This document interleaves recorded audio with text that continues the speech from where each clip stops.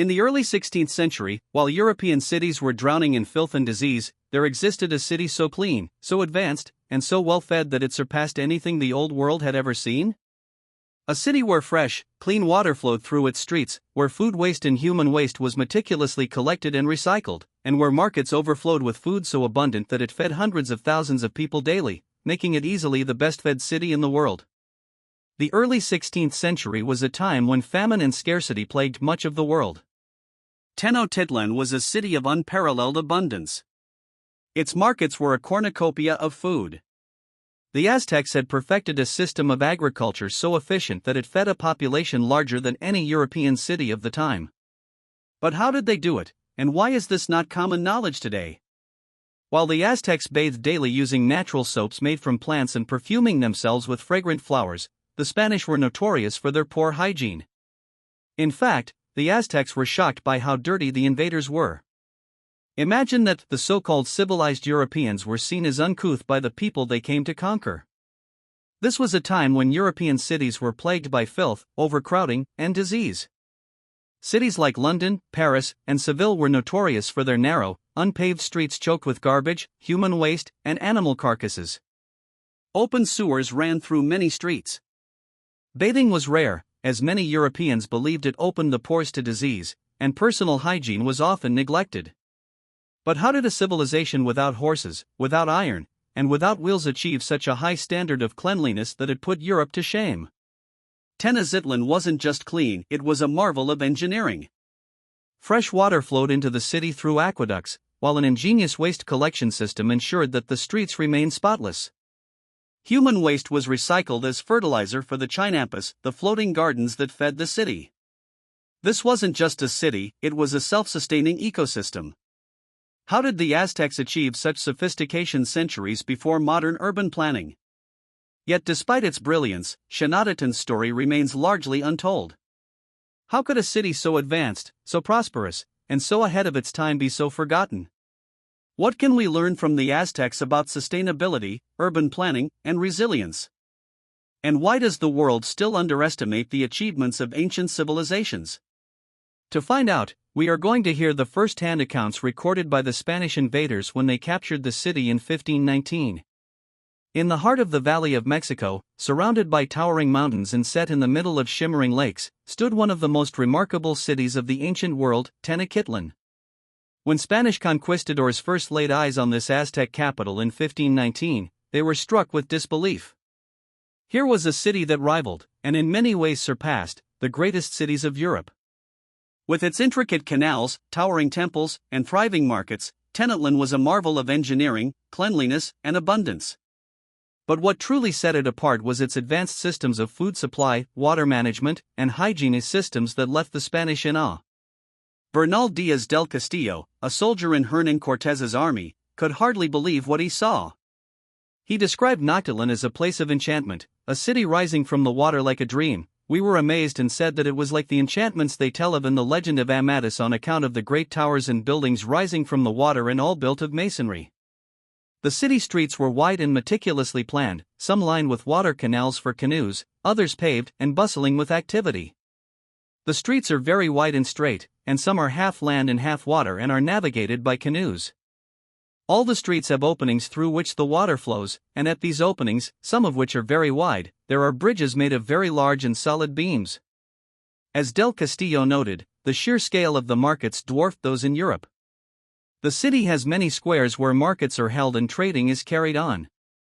There is one square twice as large as that of Salamanca, all surrounded by arcades, where there are daily more than 60,000 souls buying and selling. Tenochtitlan was not just a city of stone and water, it was a city of life. Gardens flourished everywhere, filled with fruit trees, flowers, and medicinal herbs. The Aztecs even integrated nature into their urban design, creating a harmony between the built environment and the natural world. There are many kinds of trees and sweet-scented flowers, and there are gardens with many kinds of fruit trees and medicinal herbs. Fresh water flowed into the city through an ingenious system of aqueducts, supplying fountains and homes. Francisco López de Gomera, Cortés's chaplain, marveled at this feat of engineering. There are many fountains of sweet water in the city, and the water is brought in by aqueducts from the springs of Chapultepec, which is 2 leagues distant. But perhaps what most astonished the Spanish was Tenochtitlan's cleanliness. In an era when European cities were plagued by filth and disease, Tenochtitlan had a sophisticated waste collection system. Human waste was carefully gathered and used to fertilize the chinampas, the famous floating gardens that fed the city. There are dung collectors who go about the city gathering the refuse and excrement, which they take to the chinampas to fertilize the soil. Sahagun also noted their frequent bathing and meticulous cleanliness. They wash their bodies frequently, and they use a kind of soap made from the fruit of the copalú tree, which lathers well and cleanses the skin. An integral part of Aztec hygiene was the use of teoscalas or sweat lodges. The temascal is a small house made of stone or adobe, where they bathe with steam. They heat stones and pour water over them to create steam, and they use herbs for healing and purification. Francisco de Aguilar also noted them in his recollections. They have baths of steam which they use not only for cleanliness, but also for curing illnesses and for rituals. They believe it purifies the body and the spirit. The Aztecs' dental hygiene practices were also remarkably advanced for their time. They clean their teeth with charcoal powder and other herbs, which they grind into a fine dust. They use small sticks or fibers to scrub their teeth, keeping them white and free of decay. Bernal Diaz del Castillo noted the Aztecs' cleanliness and grooming habits. They are very clean people both in their persons and in their clothing.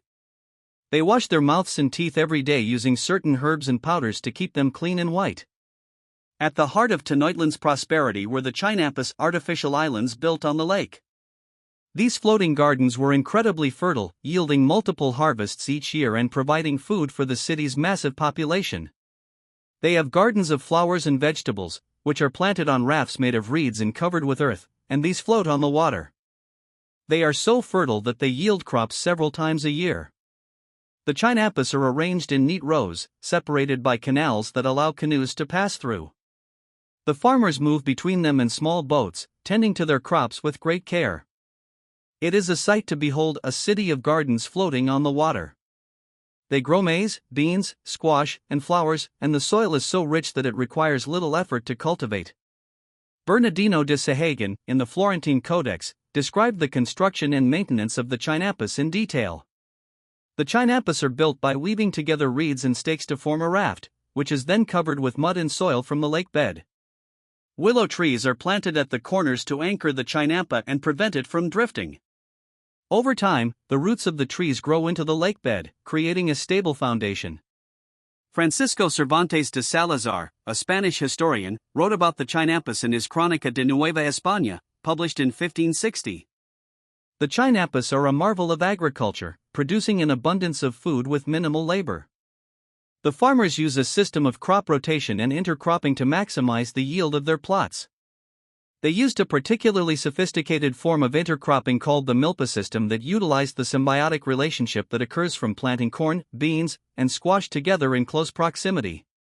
The cornstalks provided support for the climbing bean vines, while the beans fixed nitrogen in the soil, benefiting all three crops, and the large squash leaves provided ground cover and retained moisture. They fertilized the soil with compost made from lake sediment and human waste. This makes the chinampas incredibly productive, and they are the backbone of Tenochtitlan's food supply. The result of this agricultural ingenuity was a city of unparalleled abundance. The markets of Tenochtitlan overflowed with food, offering a variety and quantity that stunned the Spanish. The market of Tlatelolco is so large and well organized that it puts the markets of Seville and Constantinople to shame.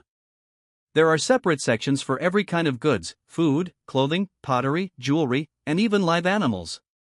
The market is so crowded that it is difficult to move through it, and the noise is deafening. Aztecs have a system of barter and trade that is both efficient and fair. They use cacao beans as a form of currency, and the prices of goods are regulated by the market officials to prevent cheating. The city is so well organized and clean that it puts our cities in Spain to shame. The streets are swept, the canals are free of refuse, and the people are well dressed and prosperous. If you enjoyed this video, remember to give it a like and consider subscribing.